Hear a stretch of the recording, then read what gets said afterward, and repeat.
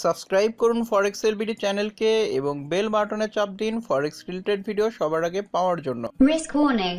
Hello ফরেক্স tedder ভাই ও বন্ধুরা, কেমন আছেন আপনারা? নিয়ে আসলাম ফরেক্স এলবিডি ইউটিউব চ্যানেলের আরও একটা নতুন ভিডিওতে আপনাকে স্বাগতম। তো আজকের ভিডিওতে আমি আপনাদেরকে বলবো ফরেক্স ফান্ড ম্যানেজমেন্ট কি এবং এই ফান্ড ম্যানেজমেন্টের নামে প্রতারণা থেকে আপনি কিভাবে বাঁচবেন। তো এই ভিডিও দেখলে আশা করি আপনি যদি নিজে কাউকে দিয়ে ফান্ড ম্যানেজ করান বা আপনি নিজে ফান্ড ম্যানেজ করেন, আপনাদের দুইজনের জন্য এই ভিডিওটা অনেক হেল্পফুল হবে। প্রথমেই জানি যে ফরেক্স ফান্ড ম্যানেজমেন্ট কি। আপনার কাছে টাকা আছে, সেই টাকা চাচ্ছেন যে আপনার একজন পরিচিত কেউ ট্রেডারকে, যে অনেক ভালো ট্রেড করে, তার কাছে সেই টাকাটা দিলেন ট্রেড করার জন্য। সেই ট্রেড করে প্রতি মাসে যে প্রফিট করবে তার একটা পার্সেন্টেজ আপনাকে দিয়ে দিবে এবং বাকি পার্সেন্টেজ সে রেখে দিবে। তো এই ফান্ড ম্যানেজমেন্টের নামে আসলে প্রতারণা কিভাবে হয়? ধরেন আপনি ফরেক্স মার্কেটে ট্রেড করতেছেন, ট্রেড করে অনেকবার ট্রাই করছেন, কিন্তু ফরেক্স মার্কেটের কোনো কিছুই আপনার মাথায় ঢুকতেছে না এবং আপনার নিজের উপরে কন্ট্রোল রাখতে পারেন না। এই কারণে ফরেক্স মার্কেটে অনেক লস করছেন। এখন লস করার পরে আপনার মনে হয়েছে যে না, আমি যেহেতু ট্রেড করে প্রফিট করতে পারতেছি না আমার সমস্যার কারণে, তাহলে আমার এই টাকাটা আমি অন্য একজনকে দিয়ে দেই যে ভালো ট্রেড করে। তাহলে আমার মাস শেষে একটা প্রফিট থাকলো, যে ট্রেড করতেছে তারও একটা প্রফিট থাকলো। তাহলে এখানে দুইজনারই কিন্তু ভালো হইলো। কিন্তু ঘটনাটা এরকম হইলে ভালো হইতো, কিন্তু ঘটনাটা অন্যদিকে চলে যায়। যেরকম ফরেক্স মার্কেটে অনেক নতুন ট্রেডার আসছে যারা 3 মাস 6 মাস ট্রেড করে এবং ভালো প্রফিটও করে। ডেমোতে প্রফিট করার পরে মনে করে যে না, এখন তাহলে আমি একটা ফান্ড জোগাড় করে নিই, সেই ফান্ড দিয়ে আমি ট্রেড করব।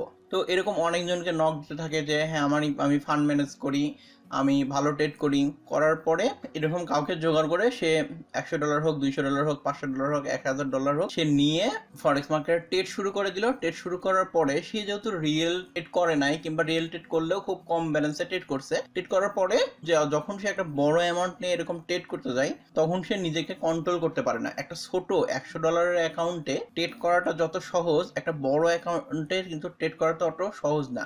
কারণ $100 একটা অ্যাকাউন্টে আপনি $10 রিস্ক নিতেই পারেন।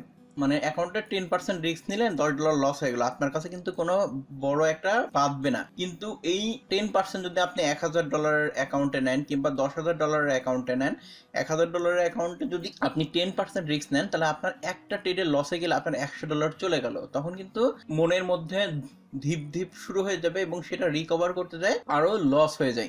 $10,000 অ্যাকাউন্টে $1000 লস। তাহলে বুঝতে পারছেন, এই যে ছোট ফান্ডে ট্রেড করে একটা বড় ফান্ড ম্যানেজ করা, এটা কিন্তু সবাই পারে না, বা এটাকে আস্তে আস্তে অ্যাচিভ করতে হয়। তো লসে পড়লো কে? যে সেই ফান্ড ম্যানেজ করার জন্য টাকা দিছিল, তাকে বললো যে ভাই মার্কেট কন্ডিশন খুবই খারাপ ছিল, এই কারণে এই অ্যামাউন্টটা লস হয়ে গেছে। কিন্তু ফরেক্স মার্কেটে আপনারা জানেন যে ফরেক্স মার্কেটকে সবাই রিস্কি মার্কেট বললেও আসলে কিন্তু ফরেক্স মার্কেট রিস্কি মার্কেট না। এখানে আপনাকে মিনিমাম রিস্ক নিয়ে প্রফিট গেইন করে যাইতে হবে। আমি আমার একটা ভিডিওতে দেখাইছিলাম, আপনি যদি পরপর 500টা ট্রেড লস করেন, তারপরেও কিন্তু আপনার অ্যাকাউন্ট জিরো হবে না। তাহলে আপনাকে একজন ফান্ড নিল, ফান্ড নেওয়ার পরে বলল যে না, মার্কেটের কন্ডিশন খারাপ ছিল কিংবা এই ভুলটা হয়েছে, এই কারণে আপনার এই $1000 ফান্ডটা নষ্ট হয়ে গেছে বা লস হয়ে গেছে, কিছু করার নাই ভাই, সরি বলে দিল, আর আপনার $1000 বা লাখখানেক টাকা আপনার লস করে দিল। লস কার? আপনার লস। এই জন্য এই ভিডিওতে আমি দেখাবো যে কি কি জিনিস দেখলে আপনি এই ধরনের প্রতারণা থেকে বা এই ধরনের পরিস্থিতি থেকে আপনি বেরোয় আসতে পারবেন। কারণ আলটিমেটলি টাকাটা তো আপনার। এবং আমার এক কলিগ বলতো যে টাকার ব্যথা হচ্ছে কলিজায়। আপনি তাকে কিছু বলতে পারলেন না, কিন্তু আপনার কিন্তু টাকার ব্যথা আছে, যে আমি এই টাকাটা কিন্তু প্রফিট করার জন্য দিছিলাম, যে আমি এখান থেকে একটা প্রফিট হবে, সেটার একটা পার্সেন্টেজ আমি পাবো, সেটা আশা করে দিছিলেন, কিন্তু সেই টাকাটা জিরো করে দিল। এরপরে আসি যে আপনি ধরলাম আপনি অনেক ধরনের ভাবে অ্যাপ্লাই করছেন ফরেক্স মার্কেটে, অ্যাপ্লাই করার পরে কোনোভাবেই প্রফিট করতে পারতেছেন না। আপনি চাচ্ছেন যে ফান্ড ম্যানেজ করানোর জন্য আমি একজনকে টাকা দিব, সে আমার ট্রেড গুলা করে দিবে, করে সে একটা পার্সেন্টেজ নিয়ে নিবে। তো এরকম ট্রেডার সিলেক্ট করার জন্য আপনি কি কি দেখে এরকম একটা ফান্ড ম্যানেজার সিলেক্ট করবেন যে আসলে আপনার টাকাকে সে নিরাপদ রাখবে এবং সে মাস শেষে প্রফিট এনে দিবে? প্রথমেই আপনি যেটা দেখবেন একটা ফান্ড ম্যানেজারের, তার এরকম হিস্টোরি নিয়ে নেবেন। মিনিমাম হিস্টোরি হওয়া লাগবে 3 বছরের, মানে 3 বছরের ট্রেড করার অভিজ্ঞতা আছে। আপনি ফান্ড ম্যানেজ করার জন্য এরকম মানুষ খুঁজে বের করবেন যার ফরেক্স মার্কেটে 3 বছরের ট্রেড করার অভিজ্ঞতা আছে এবং তার পোর্টফোলিও আছে 3 বছরের, কিংবা একটু 19-20 হইতে পারে, কারণ হচ্ছে 2-2.5 বছর ধরে ট্রেড করতেছেন, তার ভালো পোর্টফোলিও আছে। সেই পোর্টফোলিওটা আপনারা বুঝবেন কিভাবে, এটা বোঝার জন্য আপনি ফরেক্স ফ্যাক্টরিতে তার অ্যাকাউন্টের হিস্টোরি এরকম নিতে পারেন, তার মাই এফেক্ট বুকতে এরকম তার পোর্টফোলিও দেখে নিতে পারেন। সে যদি আপনার ফান্ড ম্যানেজ করতে যাচ্ছে তাহলে এটি সে প্রফেশনালি করতে যাচ্ছে। এবং উদাহরণ হিসেবে বলি যে আপনি একটা গাড়ি কিনলেন 30 লাখ টাকা দিয়ে, ধরুন একটা প্রাইভেট গাড়ি কিনলেন, সেই কারকে আপনি এরকম মানুষের হাতে ছেড়ে দিবেন বা ড্রাইভার রাখবেন যে আপনার লোকাল কলোনির মধ্যে গাড়ি চালাইছে, সে জীবনে হাইওয়েতে চালাই নাই, ট্রাফিক জ্যামের মধ্যে গাড়ি চালায় নাই, তাকে কি আপনি এই দামি গাড়িটা প্রথম কিনছেন তার হাতে কি ছেড়ে দিবেন? এই ফান্ড ম্যানেজমেন্টের বিষয়টাও ঠিক সেরকম। কিরকম? যে আপনি যাকে ফান্ড দিবেন তার দেখে নিবেন যে তার ড্র ডাউন কত, সে প্রফিট করলো কত, এটা দেখার আগে দেখে নিবেন যে তার ড্র ডাউন কত। তো ড্র ডাউন জিনিসটা কি, যে আপনি ধরেন $1000 কাউকে ট্রেড করার জন্য দিছেন, সে $1000 ট্রেড করতে যায় সে 770, এখানে দেখেন 77% ড্র ডাউন, তো সে $770 লস করে ফেলছে। মানে ড্র ডাউন হয়তো বা ড্র ডাউন এরকম জিনিস যে $770 সে লস করছে, কিংবা $1000 মধ্যে ইকুইলিটি কমে $770 তার নেগেটিভ ব্যালেন্স আছে, এইখান থেকে সে নিয়ে তারপরে এই প্রফিটে চলে গেছে, মানে প্রফিট করছে। তো এটা একজন ভালো ট্রেডারের না, যে একটা ভালো ট্রেডার খুব বেশি হইলে তার ড্র ডাউন থাকবে সর্বোচ্চ 20%। যদি 20%-এর নিচে কোনো ট্রেডার থাকে তাহলে বুঝবেন সে একজন ভালো ট্রেডার। এরপরে তার দেখে নিবেন যে সে এরকম মান্থলি প্রফিট করে কিরকম।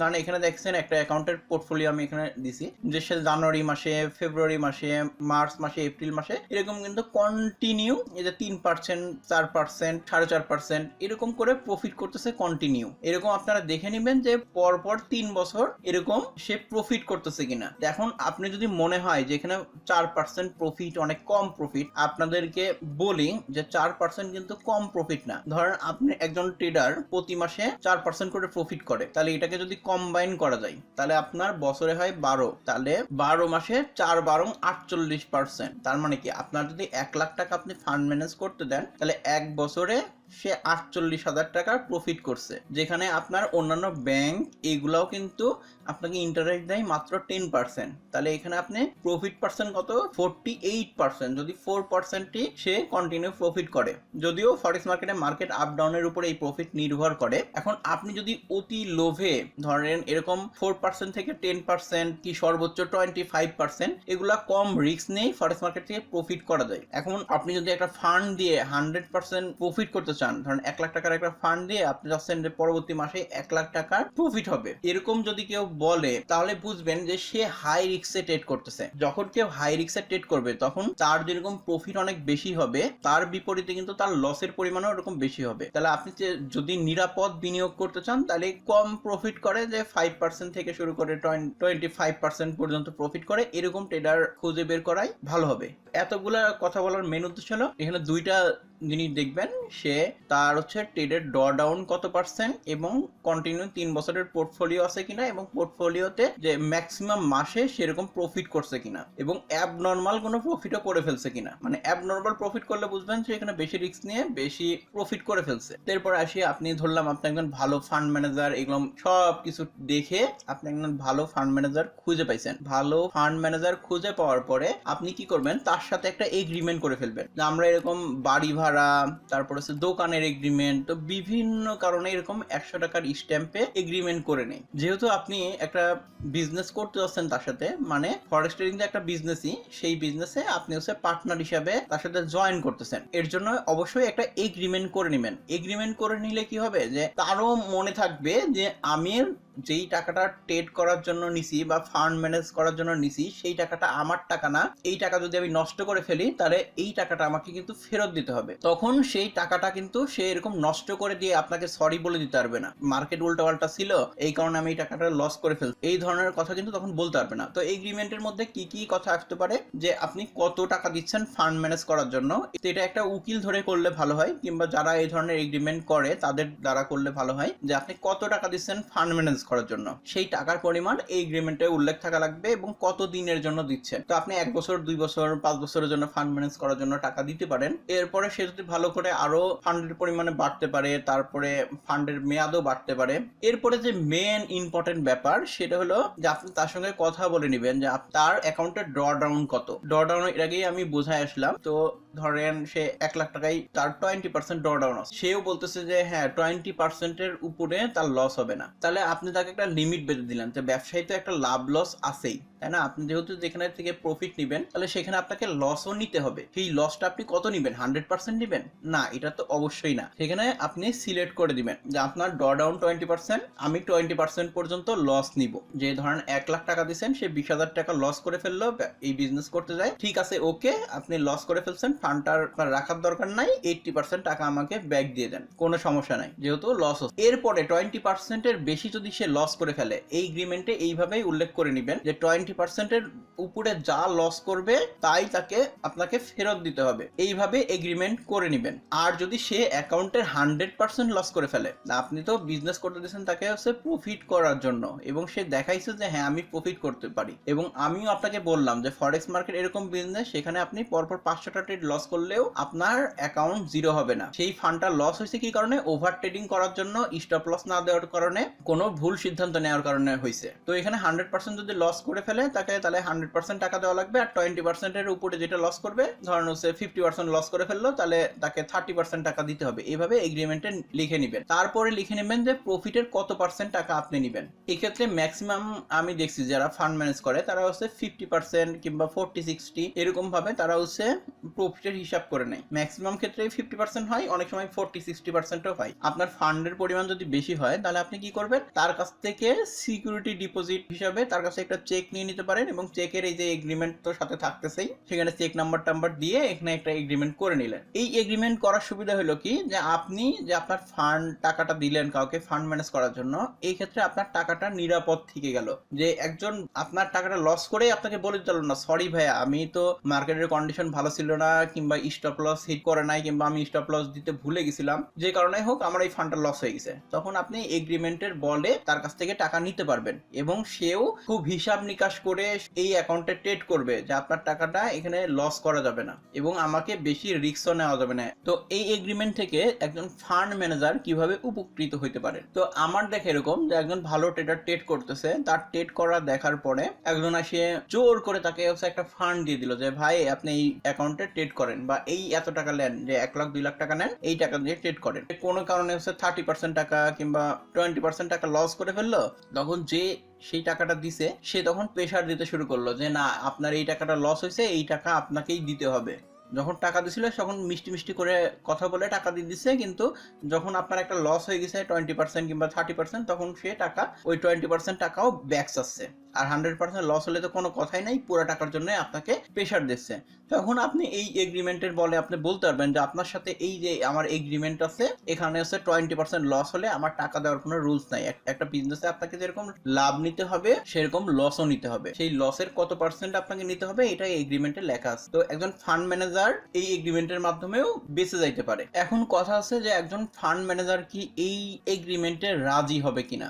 আপনি যদি একজন প্রফেশনাল ফান্ড ম্যানেজারের কাছে আপনার ফান্ড ম্যানেজ করার জন্য টাকা দেন, সে অবশ্যই রাজি হবে, কারণ আপনার কাছ থেকে সে টাকা নিচ্ছে সেই টাকা দিয়ে ট্রেড করে প্রফিট করার জন্য, এবং প্রফিটের পার্সেন্টেজ ভাগাভাগি করে নেওয়ার জন্য। সে যদি একজন রিয়েল ট্রেডার হয় এবং রিয়েল প্রফিট করতে পারে, এই এগ্রিমেন্ট নিয়ে তার কোনো সমস্যাই হবে না। কিন্তু যদি এরকম কারোর কাছে আপনি ফান্ড দিতে চান, যার যে ট্রেড ভালো পারে না এবং তার একটা ফান্ড দরকার ট্রেড করার জন্য, কিংবা একজন দিচ্ছে ফান্ড, ঠিক আছে নিয়ে নিলাম, তো একজন প্রকৃত যদি ফান্ড ম্যানেজার হয় তাহলে অবশ্যই এই ধরনের এগ্রিমেন্টে সে রাজি হয়ে যাবে, কারণ সে একজন রিয়েল ট্রেডার, সে নিয়মিত প্রফিট করে ফরেক্স মার্কেটে, তার পক্ষে কোনো সমস্যা হবে না। কিন্তু সমস্যা হবে কার ক্ষেত্রে? যে ফরেক্স মার্কেটে প্রফিট করতে পারে না, কিংবা ফান্ড ম্যানেজ করার নামে অন্যের টাকা লস করে ফেলে সরি বলে দেয়, এই ধরনের ফান্ড ম্যানেজারের সমস্যা হবে। আর যারা রিয়েল ফান্ড ম্যানেজার তারা এই ধরনের এগ্রিমেন্টে খুশি হবে, কারণ ফরেক্স মার্কেটে আমাদের দেশে এখন অনেক প্রফেশনাল ট্রেডার বের হচ্ছে, তারা ফরেক্স মার্কেট থেকে অনেক ভালো পরিমাণে প্রফিট করতে পারছে এবং অনেকে ফান্ড ম্যানেজও করতেছে। কিন্তু